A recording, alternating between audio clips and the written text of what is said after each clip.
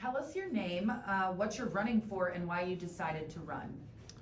My name's Dr. Cliff Feingold. I'm running for mayor of the city of Asheville. And I decided to run because there hasn't been a conservative mayor in Asheville for a long time. And I think it's about time to make a change. What are the qualities that a mayor needs to be effective? Mention a strategy or mindset that you intend to use in this position. The most important one is, in my mind, to be transparent. The city government that we've had in recent years has not been transparent, and I think that transparent in fiscal matters and committees and everything that the city government does should be answerable to the people. There'll be press conferences and be open to interviews, and I plan to go to businesses, schools, anywhere that people need to hear what's going on in the city government. Great.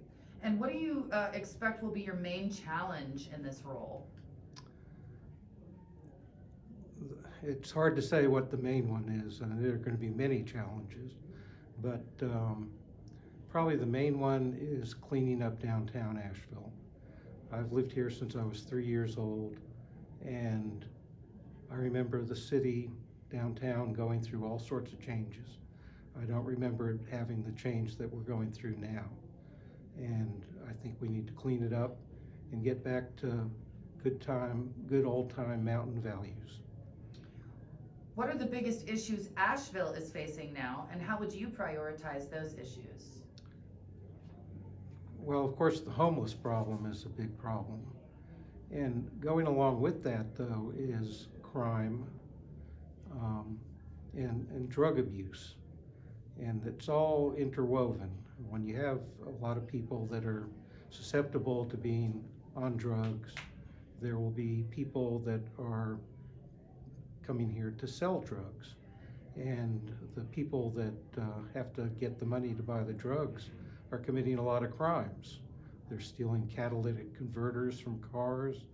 I've heard they're stealing parts from vacuums at car washes. And the crime situation is very bad. Do you agree with defunding the police? Not at all. Day one, if I'm elected, day one, I will draft a proclamation that the city of Asheville respects, honors, will refund, and restore the police department to its full strength. Do you support camping bans, panhandling bans, food permitting, or low barrier shelters? No. Well, I could expand for about an hour on that. Right. But okay. What are some of the solutions you want to explore or implement regarding Asheville's issues with homelessness? The solutions are there. The city does not use them, though. I've heard recently at a city council meeting, since I'm running with 3 fellows that we're all conservative, and we call ourselves Your Team Asheville. And the solution is to use the faith-based organizations that we have here in town that have the solutions and can provide that. And the city, at a recent city council meeting, said, oh, we've been working with them. Well, if they'd been working with them, the problem would have been solved. We're all aware of the tactic of intimidation used against the leadership in Asheville by a small group of people. Many feel this intimidation hurts the majority of the neighbors who aren't as loud. Will you allow the activists and local groups to sway your decision making, and what can be done to reduce the influence of special interest groups overriding the needs and wants to the communities? Well, that's a thorny subject, of course. Whatever I say is going to be taken the way any special interest group wants to twist it. So I will not bow to any special interest groups. It's the majority of the people of Asheville that I'm going to represent, and that's where I'd like to leave it. What happened to the Community Watch program? Is there a plan for a replacement program, and if so, what? Well, what happened to it is it just kind of fizzled. I think it's a very worthwhile program where citizens are working with the police department, and if we had more police, of course, the problem would be helped, would be solved. The police department is down 42% of their full force, and that's a problem in many areas. So if the police force were restored back to close to 100%, would at that time you be interested in reintroducing that community watch program? Oh yeah, community watch, school resource officers, all these things are very important and have kind of gone by the wayside because the police department is so poorly staffed right now. What is your personal view of affordable housing and the current approach to providing such housing, and how would you proceed if elected mayor? Well, the problem that causes housing to be unaffordable, I feel, in Asheville, is the fees and taxes that developers are charged by the city of Asheville. Sort of on a tangent, the main industry in Asheville is tourism, and tourism depends on hotels. Well, from what I've heard, the city charges hoteliers an exorbitant fee to even consider putting their hotels in place. The same with housing. Developers, contractors are charged all sorts of unbelievable fees and taxes, and inspections are very difficult and costly, and I mean, those things need to be explored and fixed. Okay. Do you agree that boards and commissions would be better off being reduced, or do you see value in those groups as they are? I have not set a number in my mind of, say, 4 commissions and boards. There are too many, though, now.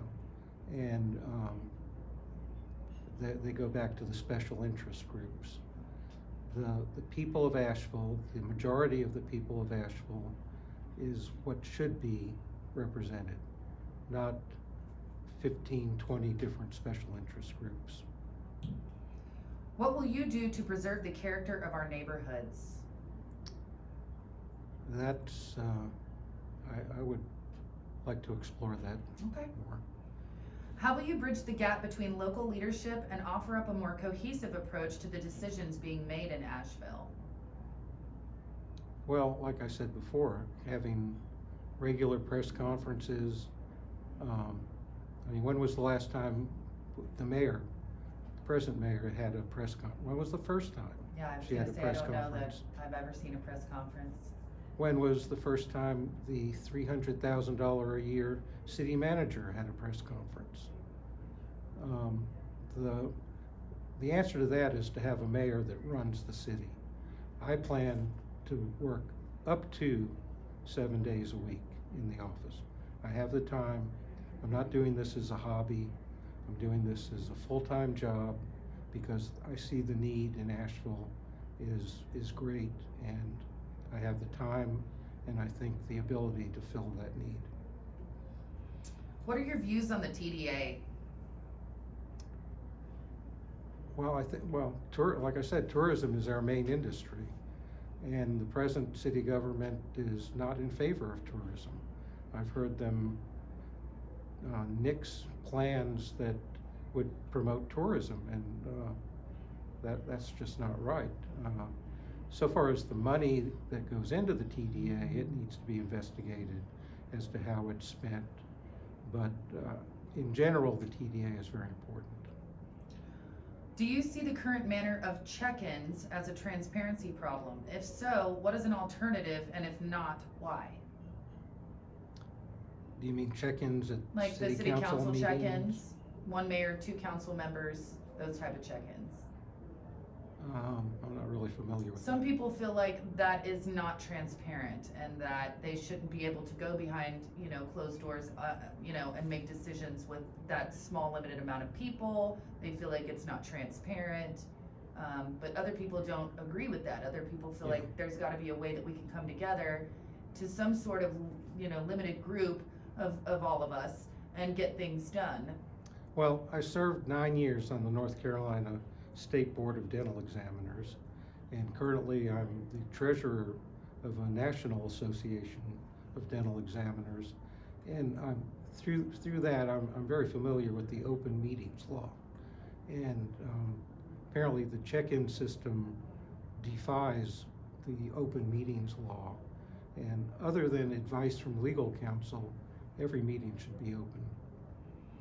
Do you understand the role of mayor in this city being on an almost equal playing field as council, and would you advocate for a more powerful mayoral role or keep it the way that it currently is? Well, as I said before, I'm not doing this as a hobby. I will work full-time as mayor, and in doing so, I believe the mayor will have a more powerful role than the city council. Okay, and what we're gonna do now is we'll let you leave us with a final thought. Anything you want the voters to know, why they should vote for you? Well, I would have to say I'm part of a team, your team Asheville. And it's myself, Doug Brown, Andy Ledford, and Alex Cobb. And we're 4 people that have similar thoughts, and hopefully the voters will vote for all 4 of us, Feingold, Brown, Cobb, and Ledford, in the mayoral primary, in the city primary that's coming up May 17th. If all 4 of us win that primary and move on to the November election, the city of Asheville has a chance to have a change made. Other than that, it's going to be the same stuff that we've had for the past 8 years, or in some cases, I've heard the past 70 years. So if you would like a change in Asheville, a change for the better, vote for us. Perfect, thank you very much, Cliff.